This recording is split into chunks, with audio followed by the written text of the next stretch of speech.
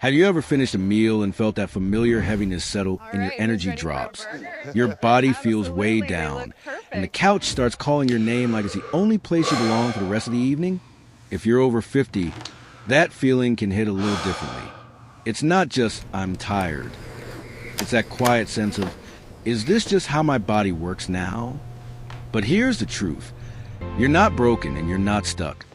Sometimes the smallest choices, made at the right moment, can change the whole tone of your night.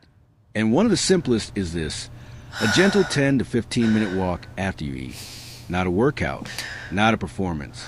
Just a calm, steady walk that tells your body, we're going to help you through this. In this video, I'm going to show you how that small walk can help smooth out those blood sugar spikes, ease that uncomfortable bloating, and even help you sleep more peacefully, because you deserve to feel lighter, clearer, and more in control of your health. One day at a time. Oh, let me ask you, after dinner, what do you usually do? Do you settle into the TV, scroll your phone, or do you ever take a few quiet laps around the house? If you're open to it, let's start with a golden window after meal, so you can try it today in a way that feels kind to your body and realistic for your life. Let me share something simple that took me a long time to learn. The goal after a meal isn't to burn it off. It's to help your body finish the job it just started. Think about what usually happens after dinner. Maybe you clear the table, you sink into the couch, and within minutes that heavy, sleepy feeling rolls in. It's not a character flaw. It's your system shifting into digestion mode. And for a lot of us, especially as we get older, that shift can feel a little too strong. That's where the 10 to 20 minute window comes in, what I like to call the golden window.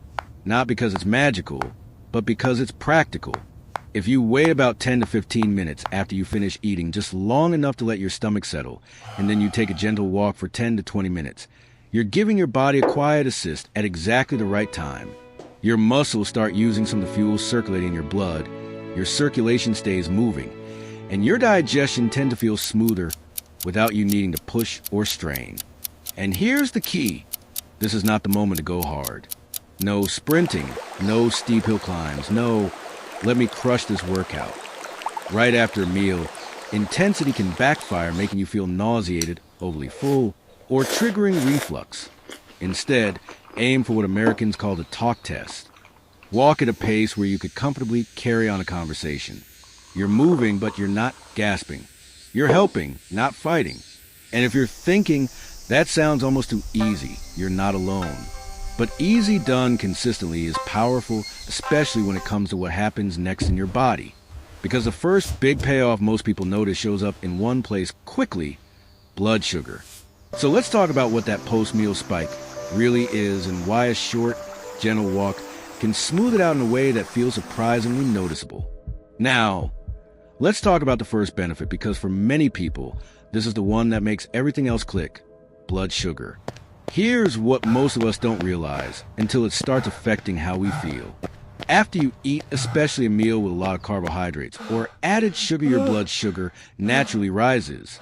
That's normal. But sometimes it rises fast and high, and that's when people describe that spike. And the tricky part is, you don't need to have diabetes to notice it. You might feel it as that sudden wave of sleepiness, the heavy eyes, the mental fog, or that strange craving for something sweet not long after you've already eaten. Think about a very typical American meal: a sandwich and chips, a bowl of pasta, pizza, rice, a sweetened drink, maybe even dessert. Again, none of that makes you a bad person. It's just real life. But when that kind of meal hits your system, your body has to manage a lot of fuel all at once. And if your system is a little more sensitive, as many bodies become after 50, those ups and downs can feel louder. This is where a gentle walk becomes quietly powerful, because your muscles act like a natural use-it-now storage space. When you move, even at an easy pace, your muscles start pulling glucose out of the bloodstream and using it as energy. In plain language, instead of that fuel piling up in your blood, your body starts spending some of it right away. That's one reason a short after-meal walk can turn a sharp spike into something much smoother, less dramatic, less crash afterward, and for some people, noticeably better mood and clarity. And I want you to know this doesn't have to stay theoretical. You can actually observe it in your own life. If you use a CGM or a glucose meter, you can try a simple experiment. Pick a normal meal you eat often. On one day, finish eating and sit as usual. On another day, do the same meal but about 10 to 15 minutes afterward, take that gentle 10 to 20-minute walk. You're not trying to win anything. Just repeat the same conditions and notice the difference in how high your numbers go and how you feel. But even if you don't track with a device, your body gives you data. Pay attention to how sleepy you feel 30 to 60 minutes after eating, whether you feel mentally foggy or clear, whether you get cravings soon after a full meal, how steady your energy feels through the evening. Let me paint a quick picture, because this is the kind of thing people tell me all the time. Imagine 2 evenings that look almost identical. Same dinner, same portion, same day. On the first evening, you sit down right after eating and you feel that familiar slump to couch winds, your mind dulls, and your evening quietly disappears.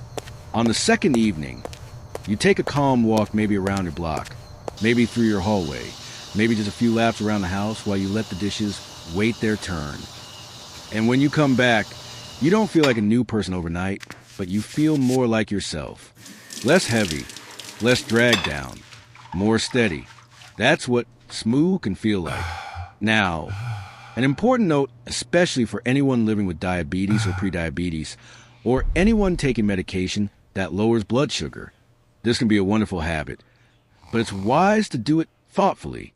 Start easy. Pay attention to how you feel. If you've ever had symptoms of low blood sugar shakiness, sweating, sudden weakness, confusion, don't brush that off. Talk with your clinician about the best way to time walks and meals, and consider carrying a small snack if you're prone to lows. The goal is support, not stress. And if you're sitting there thinking, okay, that makes sense, but what about that heavy, uncomfortable feeling in my stomach after I eat? You're right on time.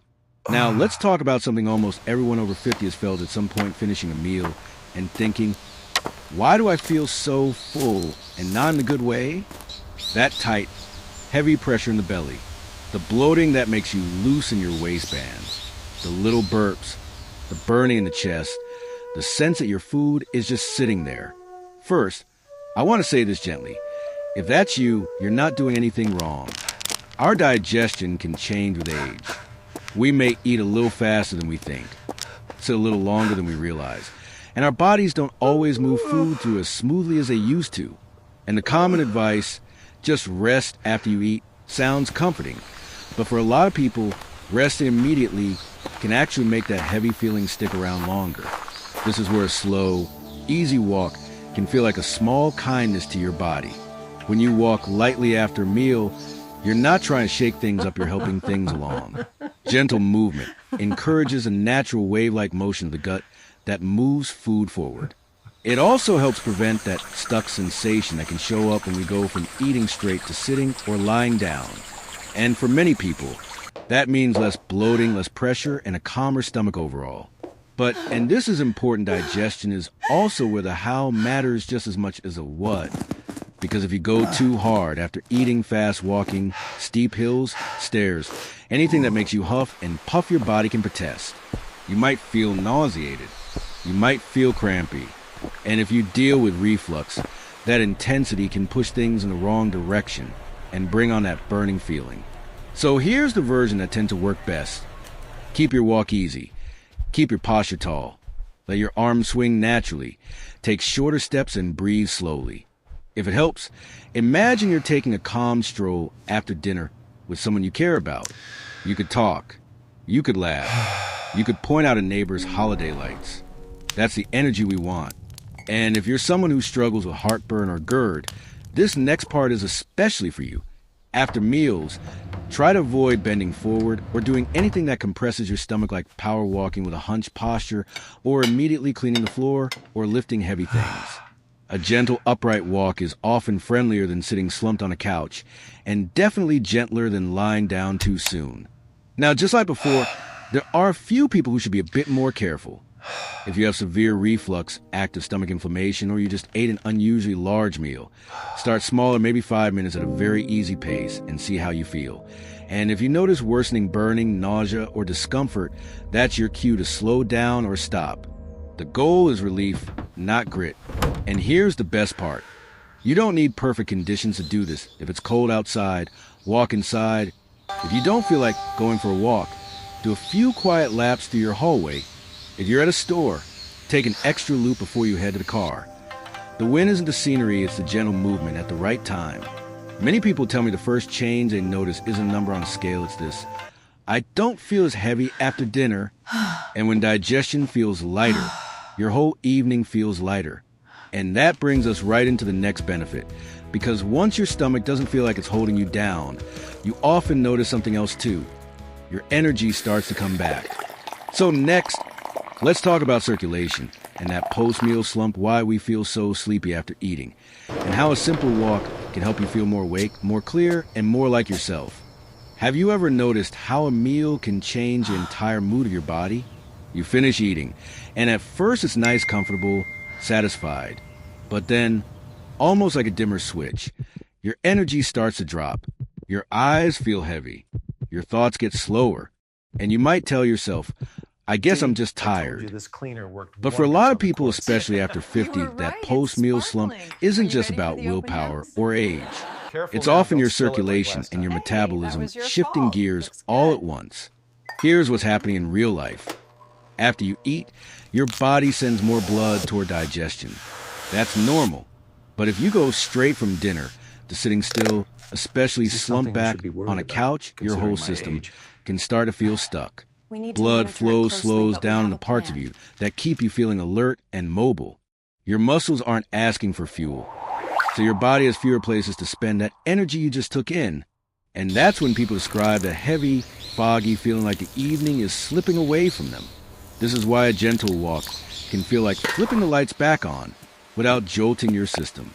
Because even light movement keeps your circulation moving through your whole body, not just your stomach.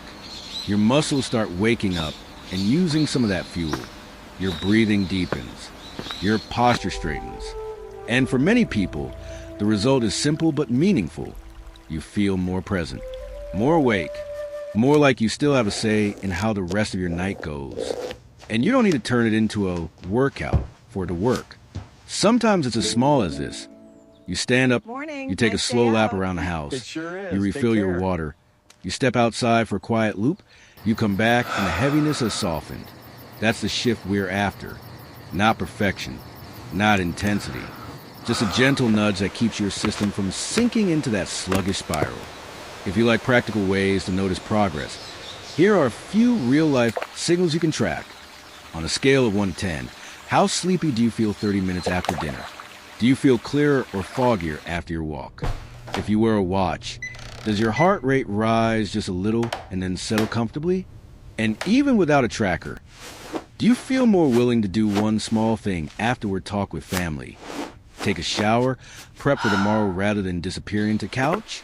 These little wins matter, because when your evenings feel more steady, your days start to feel more steady too. And there's another piece to this that people don't talk about enough. That same gentle movement that improves circulation can also support your heart in a very practical way, especially if your blood pressure tends to run high. Or if you've been told to move more, but you're not sure what's safe or sustainable. So next, let's talk about benefit 4. How a short, easy walk after meals can support healthier blood pressure over time without pushing your body too hard.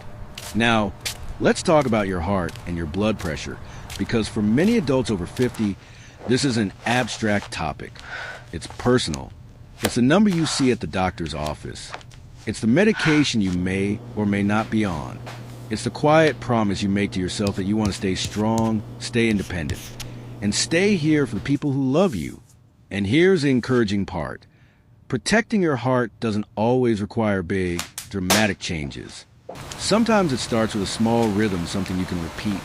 So often it becomes part of who you are. That's why this after-meal walk matters. When you take a gentle walk, your blood vessels get a chance to relax and open up a bit. Your circulation stays steady, and your body learns a calmer pattern after eating. Not in a one-walk fixes everything kind of way, but in a tiny investments add up kind of way. Because the heart responds beautifully to consistency. The same way a garden responds to watering it regularly, not flooding it once. And let's be honest, A lot of us have been told to exercise for your heart, but no one explains what that really means in day-to-day life. If the word exercise feels heavy, intimidating, or just not realistic right now, an after-dinner walk can be a gentler doorway in. It's movement that doesn't demand you change clothes, drive somewhere, or psych yourself up. It's simply, you ate and then you moved a little. And there's another reason this timing is special. After meals, your body is already working processing food, shifting blood flow, managing fuel. When you add a calm walk right then, you're guiding that process in a healthier direction. It's like you're telling your system, we're going to handle this meal smoothly. Over time, that kind of support can make a real difference in how steady you feel, especially if you tend to feel sluggish, bloated, or heavy after eating. Now, I do want to say this with care. If you ever feel lightheaded after meals or you're on blood pressure medication, start very gently. Stand up slowly, walk close to home, and listen to your body. The goal isn't to prove something, it's to protect something. And that's the bigger message here. This is not about punishment. It's about stewardship, about taking care of the one body that carries you through everything you still want to do: travel, play with grandkids, walk upstairs without thinking twice, wake up with energy you can use. Which brings us to the next benefit, because once your heart and circulation are supported, many people notice something else that's deeply motivating. Their weight and waistline start responding in a calmer, more sustainable way. Not overnight, not by force, but through steady daily momentum. So next, let's talk about benefit 5, how this simple after-meal walk can support your metabolism, reduce the chances of extra calories being stored as fat, and help you measure progress in a way that feels encouraging, not discouraging. Now, let's talk about weight, because I know this is a sensitive subject for a lot of people, especially after 50.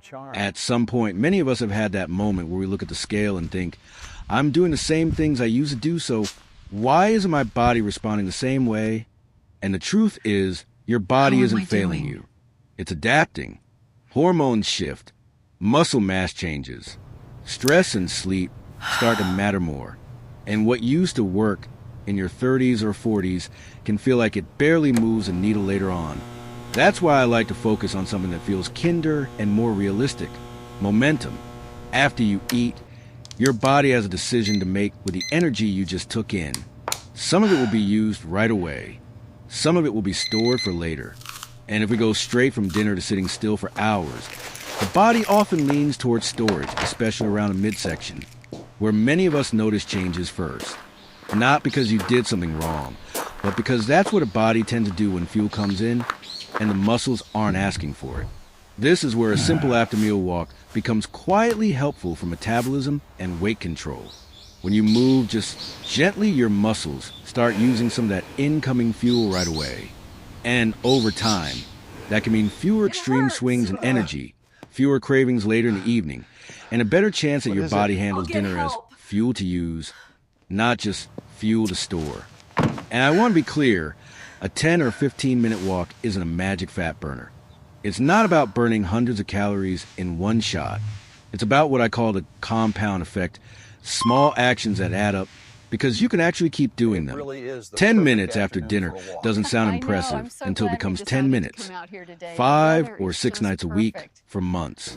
That's when people start saying, my clothes fit a little different, or my waist is slowly coming down, even if the scale isn't changing dramatically every week.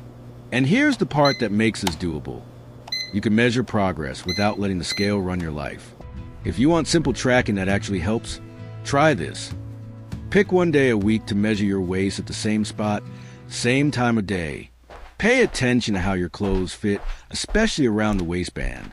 And if you like step tracking, set a gentle target like adding 1,000 to 2,000 steps after dinner. Not as a punishment, just as a way to keep yourself moving consistently. You can also make this smarter based on your goal. If weight is your main focus, the after-dinner walk is often the most important, because that's the time many people sit the longest afterward. If blood sugar is your biggest concern, then prioritize the walk after a meal that's highest in carbs, whatever that looks like in your life. And if you're busy, don't let perfect block you to loop around the living room counts. Walking while you're on the phone counts. Even 5 minutes is a win because it keeps the habit alive. What I love most is that this approach doesn't rely on motivation. It relies on a small routine that fits real life. And when your evenings become steadier, when you don't crash as hard after dinner, when cravings calm down, when your body feels a little lighter, something else often improves too, almost like a bonus you didn't expect sleep. So next, let's talk about benefit 6 and 7, how a gentle after-meal walk can help you sleep more peacefully and feel more emotionally steady, especially at the end of a long day. Let's talk about sleep, because if there's one thing almost everyone over 50 can relate to, it's this. You don't just want more sleep, you want better sleep.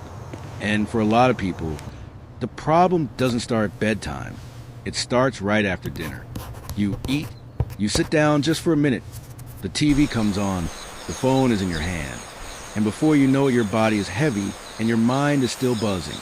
Then later, when you finally head to bed, you're either too full, too restless, or you wake up in the middle of the night and can't quite get back to that deep, steady sleep you miss. This is where a gentle after-meal walk can feel like a quiet reset for the evening. Not because it knocks you out like a sleeping pill, but because it helps your body land more softly. When you move after dinner, digestion tends to settle more smoothly. That brick in the stomach feeling eases. Your breathing gets deeper. Your shoulders drop. And you're sending your nervous system a message that the busy part of the day is ending. For many people, that means fewer late-night discomforts, less tossing and turning, and an easier time drifting into sleep. Now, timing matters here, especially for adults 50 and up. You don't want to take a brisk, energizing walk right before you plan to sleep. Think gentle and early enough that your body can cool down afterward. A good rule of thumb is this. Finish dinner, wait about 10 to 15 minutes. Take a calm 10 to 20 minute walk, and then let the rest of your evening slow down naturally. If you're dealing with reflux, this can be even more helpful because staying upright and moving lightly after meals can reduce that uncomfortable backflow feeling some people get when they sit slumped or lie down too soon. And if you want a simple evening routine that feels realistic, here's one I love. Clear the table at an easy pace. Take your short walk outside around the house, even down the hallway. Then come back and do 2 or 3 minutes of gentle stretching or deep breathing. Nothing fancy, just a soft landing. Because sleep isn't only about what happens in bed.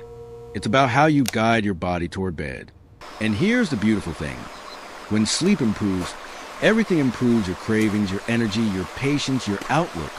Which brings us to the next benefit. And it's a big one, because this simple walk doesn't just help the body, it can help the mind, too. So next, let's talk about mood, how a gentle after-meal walk can reduce stress, lift your spirits, and help you feel more emotionally steady at the end of the day. Now, let's talk about mood, because this benefit is easy to overlook, but it can be one of the most life-changing, especially after 50. A lot of people think mood is just in your head, but your mood is also in your body. It's in your nervous system. It's in how tense your shoulders are after a long day. It's in whether your mind keeps replaying worries at night, or whether you can actually exhale and feel at peace for a moment. And here's something I've noticed again and again. The end of the day is a vulnerable time. Dinner is done, the house gets quiet, and suddenly everything you've been holding in stress, responsibilities, loneliness, frustration has room to speak up. That's why so many people reach for the phone, the TV, the snacks, not because they're undisciplined, but because they're looking for comfort. A gentle walk after a meal can become a different kind of comfort, one that gives back. When you move your body, even lightly, your brain gets a message that you're safe enough to soften. Your breathing deepens. The mind stops circling so tightly. And something subtle but important happens.